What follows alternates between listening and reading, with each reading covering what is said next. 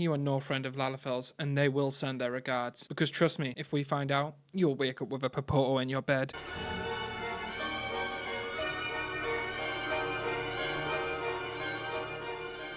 How's it going, Warriors Light? I'm Myth, the Lalafell and pint-sized protagonist of this story, and welcome back to the most anticipated event of the century. Well, at least the most anticipated event of the week.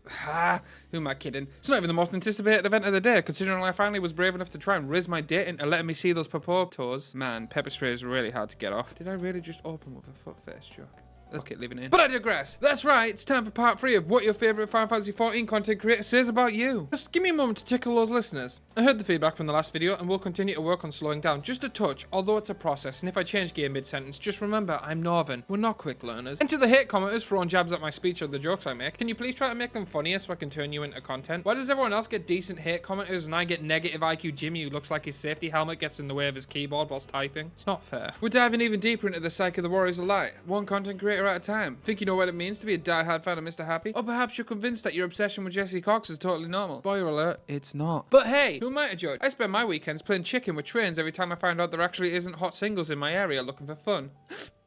I really thought I had a deeper connection with Teresa Green 69420. So sit back, relax, and prepare to laugh at yourself and everyone else as we reveal the hilarious truths behind your FFXIV content creating obsessions. And remember, if you don't see your favorite creator here, don't worry, I fully intend on Sharknadoing this bitch. So there's gonna be more sequels so long as you guys continue to enjoy them. Let's begin. Mr.Happy. Had to think up something special to introduce the first Lalafell main to the series, though let's be real, he needs about as much of an introduction as a unicorn does to a failing marriage. First, a quick refresher. Mr.Happy, or Michael Pavomo, fucking no, I pronounced that shit wrong, is best known for his Final Fantasy XIV coverage. His channel is a treasure trove of guides, live streams, and podcasts, but all that information immediately becomes irrelevant when you see his two cats, Aloha and Ivy. If you don't subscribe just for them, you have about as much of a soul as the napalm industry during Vietnam. So what does being a fan of Mr.Happy say about you? Much like a particularly hung stud with a tattoo kink, you love depth and detail. Michael is known for his thorough guides and in-depth analysis. If you're a fan, you probably appreciate content that goes beyond the surface and dives deep into the nitty-gritty details. You're the type of person who wants to master every aspect of a game, and you love having a go-to resource for all your questions.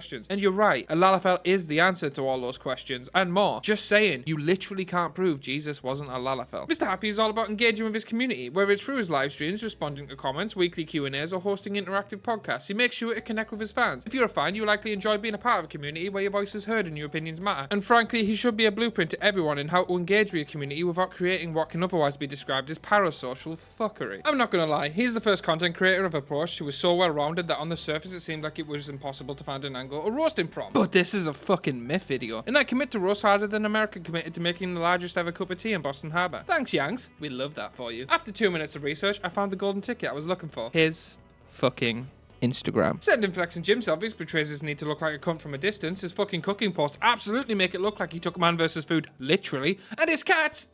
You really thought I was going to roast those precious beans? Well, fuck, you don't know me at all. In all seriousness, Michael, we love you. Your dedication, your passion, and yes, even your over-the-top explanations make you the awesome content creator you are. So here's to Mr. Happy, the man, the myth, the Lalafell legend, and the ultimate gaming nerd. Keep doing what you do best, and we'll keep laughing along with you. And since we're currently perusing the various Lalafell content creators Final Fantasy XIV has to offer, I'd be about as dependable as a paper dildo if I didn't talk about the one they call Jesse Cox. For those who have access to the internet but have somehow gotten this far in life without knowing who the fuck he is, Jesse Cox is an incredibly well-known American YouTuber, gaming personality, voice actor, and media commentator. He started his YouTube channel in 2010 under the name of OMFG Kata, which has since been renamed to Jesse Cox. His channel focuses on gaming content, including playthroughs, reviews, and humorous commentary, and as of today, the channel boasts over 1.3 million subscribers and more than 662 million views. Oh, and he almost knows who I am, which is still fucking insane to think about. But I digress. If you're a fan of Jesse Cox, chances are you have a great sense of humor. Jesse's witty banter and comedic timing have made him a favorite among those who appreciate a good laugh. From his hilarious Let's Plays to his quirky podcast segments, Jesse's content is a goldmine of entertainment. So if you're always up for a joke and love to laugh, you probably see a bit of yourself in Jesse's humor as I did. And yes, it took every ounce of my being to not be completely weird when I saw his comment. I think I did okay. Self-affirmations are great sometimes. Yes, I know it's cope! But you know what else is 100% cope? Believing that one day I can get to that 1 mil subscriber mark too. But hey, a man can dream, and you guys are the ones who get to decide whether that's a reality or not. So if you haven't already, smash that subscribe button and I'll endeavour to make you laugh every other day for the rest of your life. Minus weekend, because being a parent comes first till he's 18. And hey, if you're a chronic overachiever who likes to separate themselves from the crowd, why not smash that join button to support this British veteran and gain exclusive badges, perks, and prestige? Because the cost of living in the UK keeps pegging me without permission, and I can only pretend not to like it for so long. Wait, did I say that right? Meh. Either way, on a separate note, if any of the content creators featured today are watching, you guys are awesome. Like a carnivore showing up at a vegan rally, forgive me for the roasts, and leave a comment.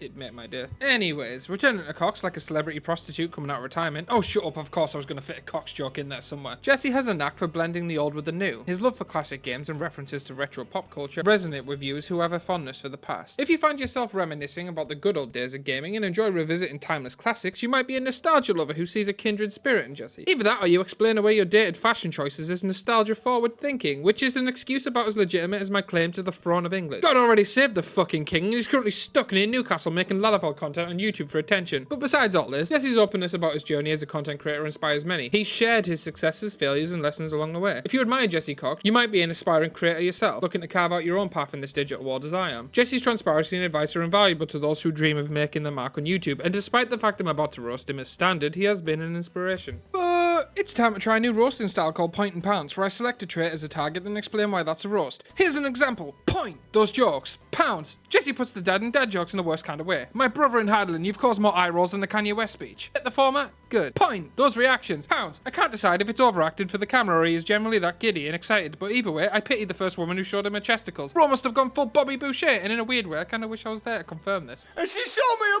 boobies and I like them too. Oh fuck, now I can't unthink that. Point! He's ginger! Pounce! Moving swiftly on. You're awesome, Jesse. Please forgive me, but I know what everyone is thinking right now. And this is it.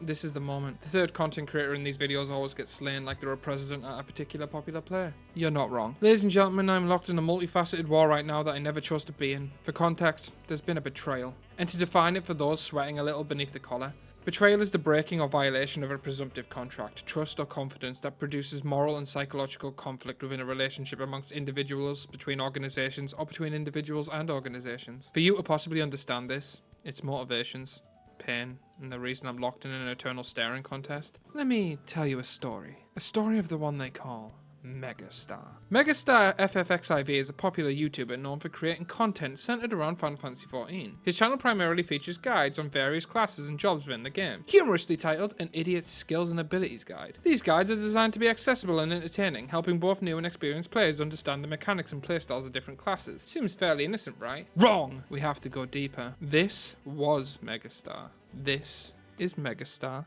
now. If you want an answer to the question I titled this video with, then if you like Megastar, you are no friend of Lalafell's, and they will send their regards. Because trust me, if we find out, you'll wake up with a popoto in your bed.